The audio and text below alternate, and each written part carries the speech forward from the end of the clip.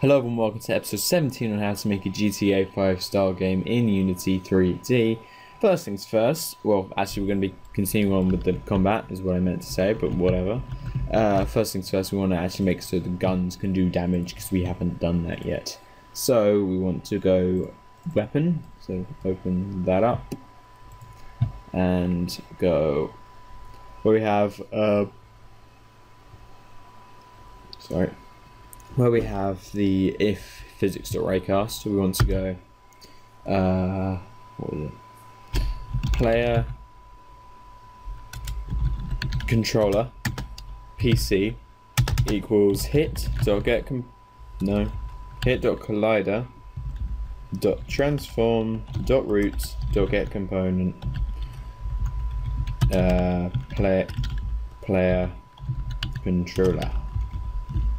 I did the root just to make sure that, because what it'll do is it'll hit each of the colliders on, it might end up hitting a collider on the arm, say, and then it'll try to find it'll try to find player controller on it, but can't. So that's why we do root, because player controller is on the root game object of everything under it, whatever. So I want to go if PC. I want to go PC dot take damage. How much damage? Minute damage.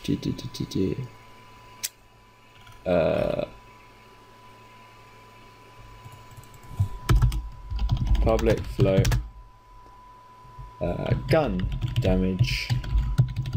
And then we just do gun damage. So it takes gun damage. Yeah, that'll do. Okay, so now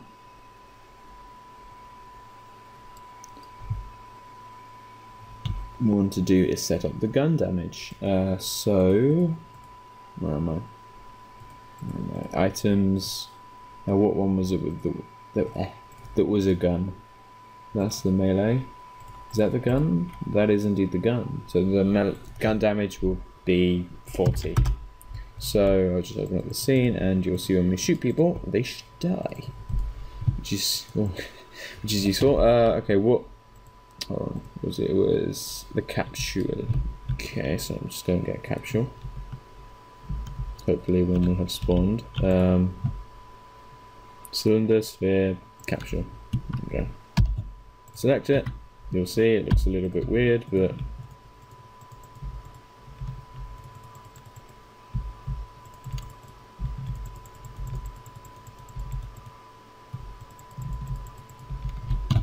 We also had a null reference here. What's this? Okay, we can ignore that null reference. Let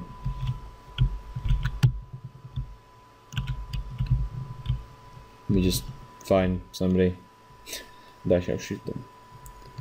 What we're going to do today is make a crosshair, and as you can see at the moment, oh, there they are. When you shoot, it sort of goes everywhere because it fires from the animation essentially, and the animation just screws everything up. So, also I haven't set up the IK very well on that, have I? No, I haven't. Okay, let me just like that. Right, hold on. Sorry about this. That will rotate around like that and like that. Stay still. Go down like that. Okay, and this one will rotate. And if I rotate that down, we'll rotate right. You don't need to do this, sorry, I should really have paused this, but too late now. There, okay.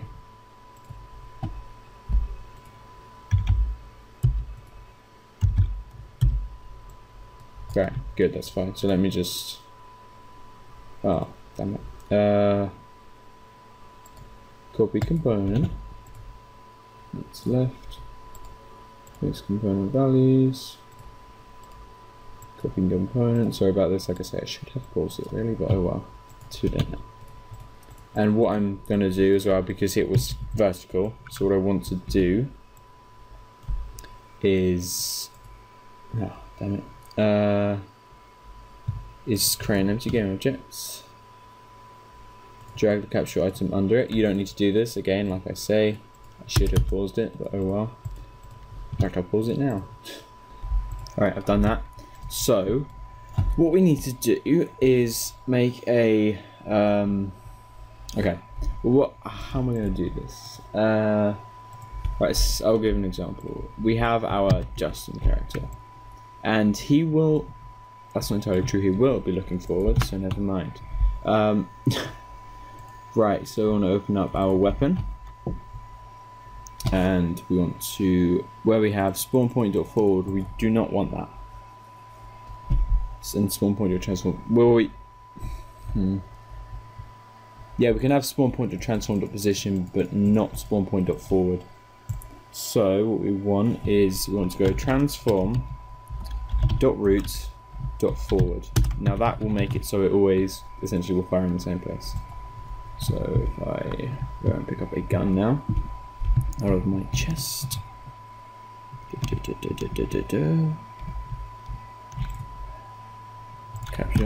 that was lucky. Should, is he, what? Is he firing behind him? No? Where's he firing? Oh, okay. Alright, yeah, I understand, okay. Yeah, as you can see, he was always firing essentially dead center of the screen. Like that.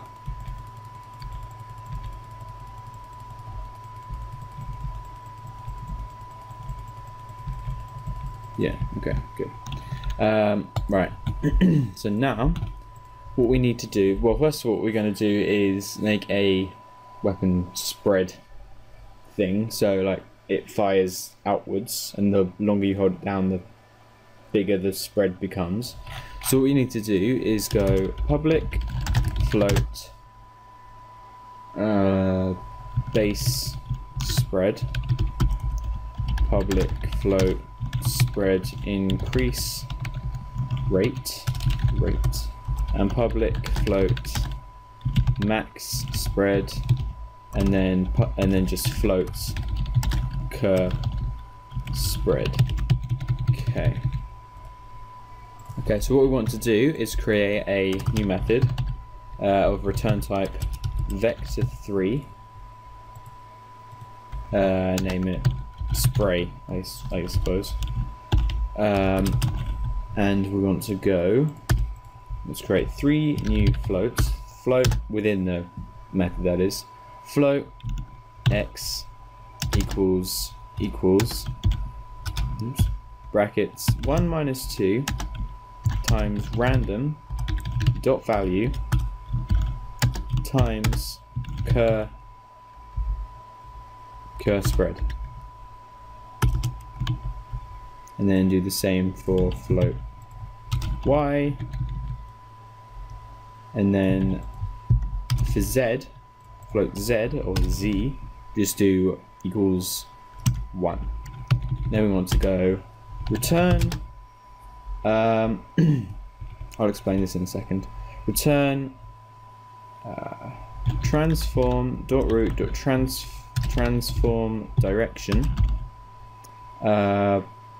new vector3, we have to do new because it's C#, x, y, and z, our 3 variables. Okay, good. That should be fine now, and we also want to create a quick bool, private bool, is firing. We want to go, actually no, we don't need that, but keep it anyway. Okay, so what this does is it creates a method of return type vector3, so it can return a vector. It sort of acts as a variable kind of thing, and then does sort of working out. The 1 minus 2 obviously returns -1, and then you times it by random value. Random value is a value between 0 and 1, and then it times it by the current spread. And then transform direction is essentially just times it's the two directions togethers, that's a word, together. So where we have transform.root to forward, we instead want to change that to spray with the brackets at the end. Okay, so now in start we want to go cur spread equals base spread, and then because we just have semi-automatic weapons at the moment, we don't really need to do the spread increase and max spread, but we'll have them for later on. So now what we can do is well, actually I'll just show that it does work first. Be useful. And then obviously we need to assign variables for the spread. So base spread will be, say, 0.3, and we don't need the others, so yeah. So if I go and collect a gun, capsule, select, if I shoot at the wall, oops, you'll see that it doesn't shoot just at the wall, but instead shoots all over. So if I decrease that variable to 0.03, you're going to shoot more centered. Or not. Actually, no, never mind. Yes, because curse spread, whatever. Right, so changing the variable in game won't change anything, is what I'm getting at now. So what we need to do now is do the crosshair. So what we can do is create a new method, return type void on GUI, spell how you normally would spell it, capital O lowercase n, and then GUI all in capitals. So what we need to do is what we're going to do is make this world space. So say if you say if you turned the camera but the character didn't turn, the crosshair would always still be in the same place, essentially. That's what I'm getting at. So hang on just a second. Okay, what it is, you need to go vector3 in onGUI, screen pose equals camera dot main, which is our main camera, and it will return, it will be a under camera dot main because it is tagged main camera. Dot world to which one was it? World to, I believe it was view screen point. Let me just, world to screen point, open brackets, and then the position, which will be transform dot root dot transform point new vector3 0 0 and 25. So that essentially does it. So it's 25 units in front of the main camera, and then we can go float temp equals, what is it, cur spread times 1000, so that way it actually projects it properly. And then you need to do for, does that go away? For GUI.draw textures. In the first one, you want to do the new rect screen pose dot x, oops, screen pose dot x plus 5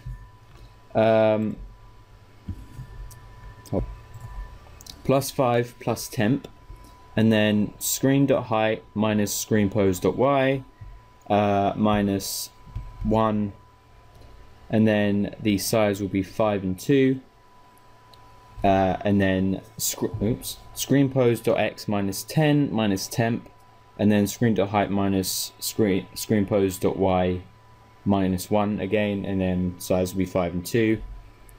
And then for the next two, you want to go screen pose dot x minus 1 screen.height minus screen post.y minus 10 minus temp, and then size will be 2 and then 5 instead of 5 and 2, and then screen post.x minus 1, screen.height minus screen post.y plus 5 plus temp, and then the height will be 5 and 2 again. And then for the last one, you want to do, we're going to create a new variable and call it of type texture and name it crosshair texture. We'll just go to the top and go public texture 2D crosshair texture. So now that should work.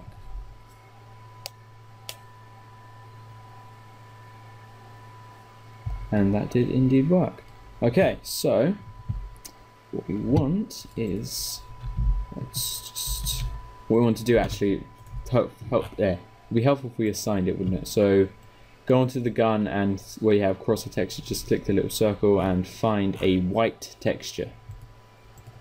Just a full white texture. I don't know if I have any. If not, then just go into anything and make a white texture. I don't think I do have a white texture. So I shall just quickly, no I don't, I'll just quickly open up Photoshop and make a white texture. Okay, there we go. I've created my crosshair texture. I've named it CrossText. There it is. So if we play and go and pick up a gun, we should indeed have a crosshair. So was it capsule? Was it there? Oh, there is our crosshair. As you can see, it turns with us. It's massively wide. So yeah, it turns properly, as it should. As you can see. So I'm just going to obviously have to decrease the spread because it's way too big. And I need to get into a habit of saving things. Don't do that. I'm saving the in-game, I mean not actually in the project. So there we go. Let me just save it. There you go. There's our crosshair. It shoots within the... There you go. There's our crosshair.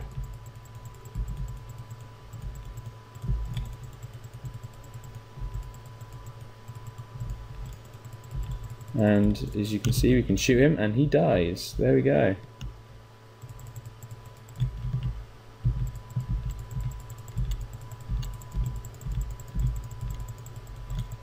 Now obviously it's not exactly easy to aim, but you can still shoot people.